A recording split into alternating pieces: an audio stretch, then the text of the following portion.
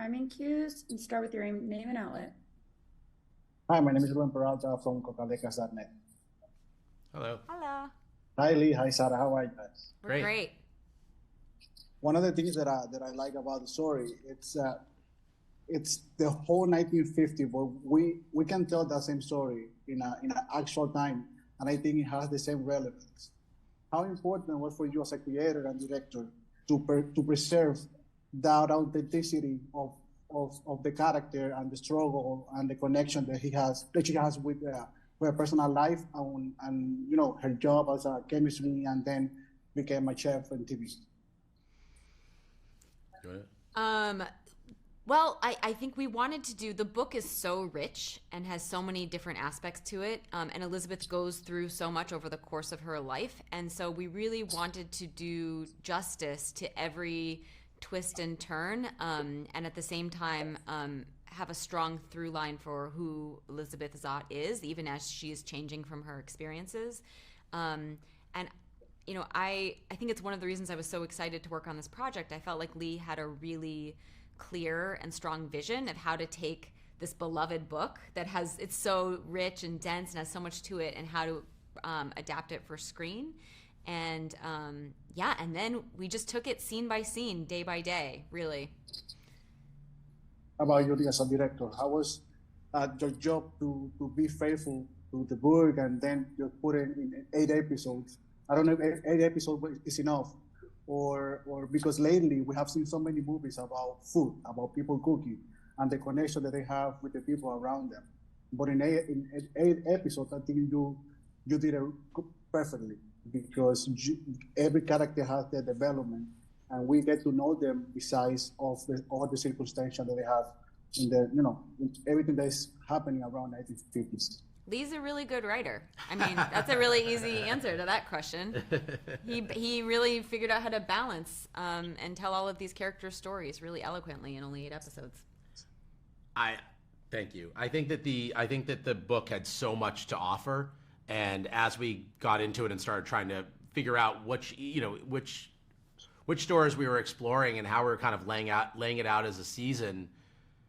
The debate wasn't, should this be a movie? The debate was, can we do this in 8? Do we need an extra episode? Are we asking Apple for more money so that we can keep going?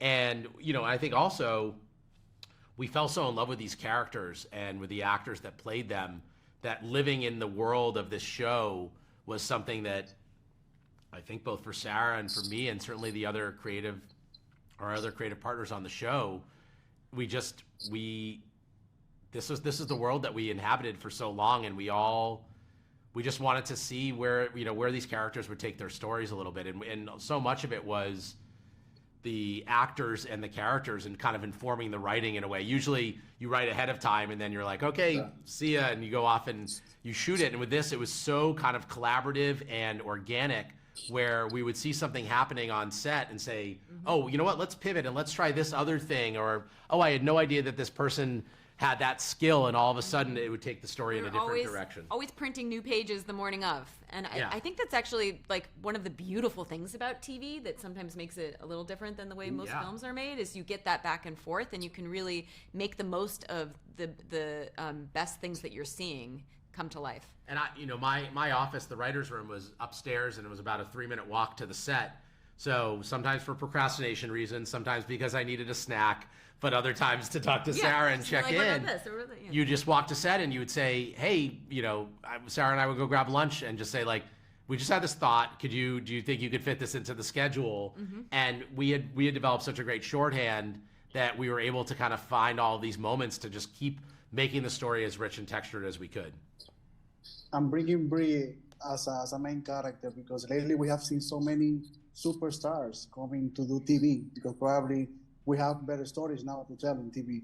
And I'm bringing Brie. How was that conversation? And it was, you wrote her, like in your mind, while you were writing the story, you thought about her, or was a casting process? Brie was actually attached to this project before Lee or I signed on. This was really her baby. Michael Costigan and Jason Bateman had optioned the book. And so I think, it was really Brie, it's a testament to just what a smart storyteller and actor she is, that she identified that this would be a great role for her to play, which it absolutely was. And in fact, it's one of those roles where you feel like no one else could play Elizabeth Zott, and certainly not the way Brie can. And she shares so much in common with the character. She's fiercely intelligent. She's a very, very logical thinker. And she's so incredibly hardworking. And I suspect probably has gone through some of the things Elizabeth has gone through in terms of being a beautiful woman who isn't always getting taken seriously intellectually. So I think there was a lot for Brie to pull from, and still a lot to explore and a lot of unknowns for her to tackle as well. I asked it because it seemed so comfortable in the role. Many actors have to go through a long process to learn how to cook, to learn how to to prepare things, and I just felt that she was so comfortable doing it. That's deceptive, because she trained hard. She had to learn how to cook. She was studying all this chemistry. She was learning to row. But then on the day, and what makes her such a professional, she can absolutely relax into it.